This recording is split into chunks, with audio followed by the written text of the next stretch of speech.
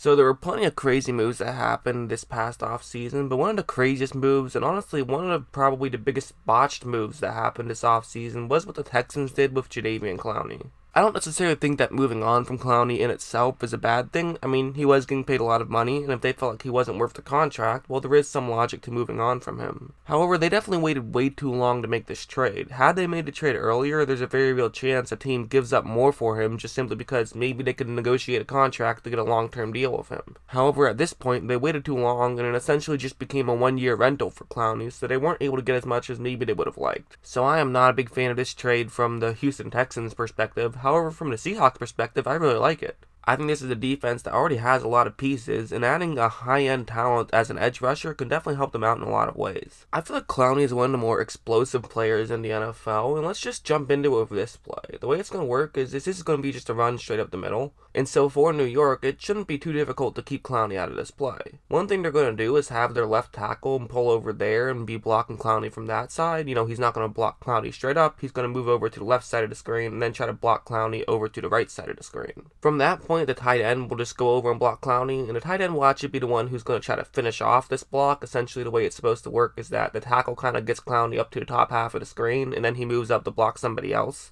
And then at that point, Clowney would be too far over to the right side of the screen, and there'd be no way he can get into the play. It's not really too difficult of a play for New York. However, it is difficult when you're looking at an explosive player like Clowney. One thing you're going to see right off the bat is look at how he just gets his left arm just over that tackle. From this point, it's a tough play to make as a tackle, and plus you can't really move up to that second level to block a guy you're supposed to block, because if you do, Clowney can just run right through and make a play on the halfback. You're going to have to grab on with your left arm and try to just push him up to the top half of the screen. And also for the tight end, he's in a tough spot because he wasn't expecting Clowney to get over there that quickly. He thought he was going to have some time to get over and block Clowney further up to the right side of the screen. But since Clowney was so explosive right off the snap, now it's a tough situation for both of those Giants players. And so for Clowney, even though he has two guys on him, he's so strong and he was so explosive in that beginning portion of the play, he's going to be basically just pull both of them over and make a play on the halfback. I mean, there's a reason this guy went first overall. He's a physical freak. I know maybe he hasn't totally lived up to the hype, especially because he went in the same draft as Khalil Mack, and obviously I would say Khalil Mack is the better player. However, he's still a very good player. I mean, 9 sacks in back-to-back seasons, and he even had 59 combined tackles in 2017. So this guy can play, and he can really do it all.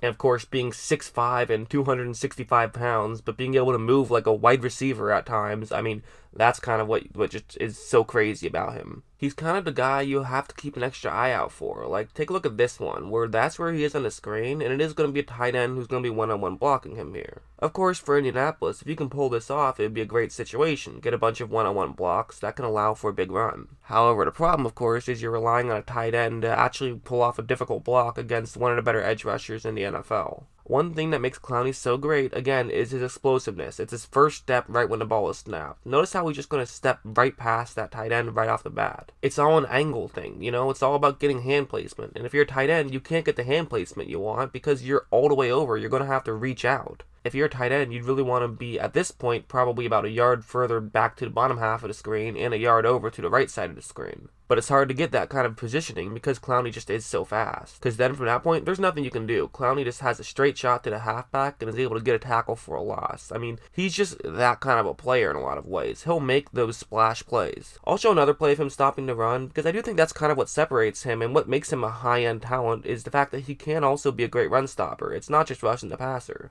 What's going to happen is it's going to be a double team right there with the left guard and left tackle, and then one of them will move off that block and move up to block a linebacker in the second level. And so, you know, typically if you do have a double team, one thing you're going to want to do is have your halfback run in some direction of that double team. Either run in between the left guard and center, or in between the left tackle and the other player on the left side of the screen. And since Jacksonville actually has an extra offensive lineman in this game who will be one-on-one blocking Clowney, that is the direction they're going to take this ball to. They're trusting that their extra offensive lineman can one-on-one block Clowney, and he's actually going to do a pretty good job right when this ball is snapped. He does attack Clowney pretty well. So for Clowney, a guy who typically thrives in that first step, this time he isn't really able to do that because the extra offensive lineman did a very good job on that one. So now many guys would try to just push up to the right side of the screen, try to clog up that gap and not allow the halfback to get through. But Clowney has another idea. he's going to get off the block to the left side of the screen, but then still be able to lunge over and make this tackle. And that kind of shows what kind of a physical freak this guy is. Not only is he a huge guy, but he can move like that, and he can lunge like that. I mean, he's like a lion out there, just lunging over and making that play. Really impressive, I think. There was also this play that stood out at me, where right off the bat, you're going to see that Clowney is in a 2-point stance, basically not even close to where the line of scrimmage is. So you'd think there's a very real chance he's dropping back into coverage here. You know, that's definitely an option on the table. However, right when this ball is snapped, he's then going to move over and go essentially right where that right guard is. He's going to force a one-on-one matchup with that right guard. If you are Jacksonville, you kind of can't really take the time to make sure that everyone's blocking everyone at this point. You kind of just have to accept the fact that you will have a one-on-one matchup right there. Which, of course, isn't the end of the world. A one-on-one matchup is better than somebody getting free, so it is something you still will snap the ball for, but it is kind of a good situation for Jacksonville. And it also goes to show the Jacksonville Jaguars defensive coordinator and defensive coaching staff had faith in Clowney to kind of do his own thing to a degree. Because now, again, with his first step, right when this ball is snapped, notice how he is going to push that guard just about a yard or two further back. When you talk about moving the line of scrimmage back, that's what Clowney did here. Because now, 24 right there, he's going to have to make a decision pretty instantly. And plus, Clowney is kind of two-gapping here, you know? He could go to the right side of the screen, he could go to the left side of the screen, but Clowney would be prepared for any type of play, really. Clowney is going to get juked out a little bit. He does make the tackle. He got juked out a little bit. It could have been a tackle for a loss. It wasn't. But I still say a very tremendous play from Clowney.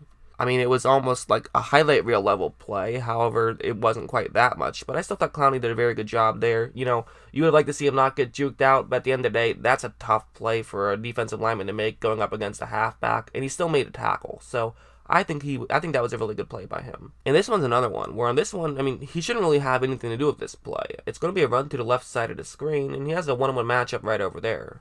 Once again, it's an extra offensive lineman in the game, and I have a feeling there's a reason why Jacksonville often had an extra lineman in the game. It's because they're going up against a very good Texans defense. I mean, also, that's just something Jacksonville does, but they did a lot that game. But one thing you're going to see Clowney do is he kind of uses his height to his advantage. If you take a look right now, look at his hand placement. More specifically, his right arm. He's got his right arm kind of on the extra offensive lineman's left side of his body right there. And the key reason for that is because he feels that he is stronger than him and he can push him in any direction. And since the halfback is actually going to cut up to the right side of the screen because he doesn't like the hole that's going to be in front of him, Clowney's actually able to really get into this play and make a great tackle just by using his strength more than anything.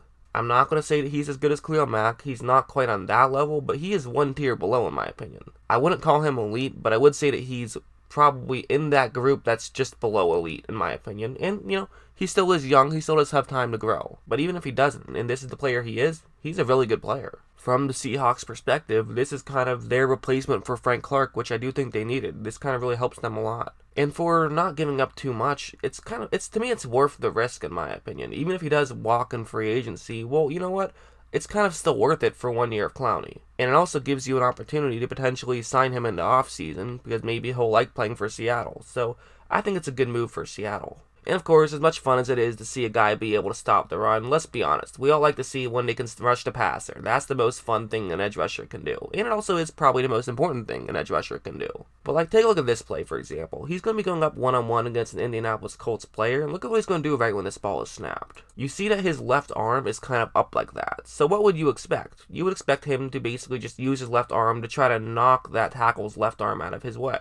He knocks the arm out of the way, then he can kind of get the hand placement he wants, get around the tackle, and then move over to try to tackle Luck. But instead, he's going to do something different. He's going to actually get that left arm underneath that tackle's left arm. He's accepting that the tackle will still have a hand on him, but he's also realizing that if he does that, this now means that he can get around the tackle a lot more easily. Because if you are that tackle, one thing you're going to do if you see that he's trying to swat your hand down is you'll naturally just move your hand up to try to not allow that to happen. So then when Clowney just initiates the contact like it's a normal play almost, this now means that you can't really have your left arm exactly where you would want to. If you look, Clowney's right arm is kind of on that tackle's left arm, pushing it away. From this point, the tackle does not have his left arm where he wants it to be, and his right arm isn't even on Clowney. And this is going to just be too easy for Clowney. He's able to get around him and get to Andrew Luck for a sack. Just kind of a smart play, I thought. You know, again, understanding the chess match between an edge rusher and a tackle. I thought it was well done by him. There was also this play where once again he's going to be going up one-on-one against the left tackle, and take a look at what happens right when this ball is snapped. He's actually going to be faking as though he's going to the inside a little bit. He's trying to fool that tackle into getting closer to the guard, and it is working. I mean, he is closer to the guard than maybe he would like to be.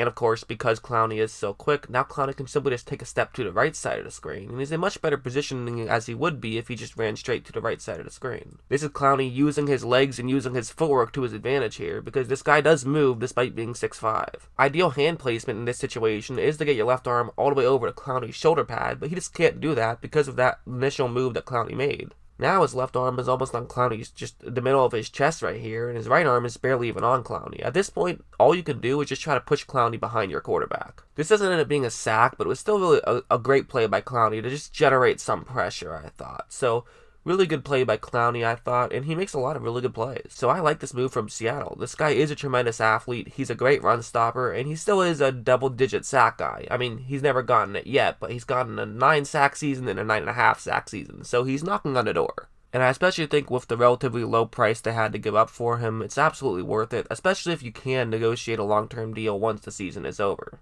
So yeah, from Seattle's perspective, I thought this trade made a lot of sense. From Houston's perspective, not so much. But I'd like to know what you guys think. Let me know in the comments below. And as always, thanks for watching.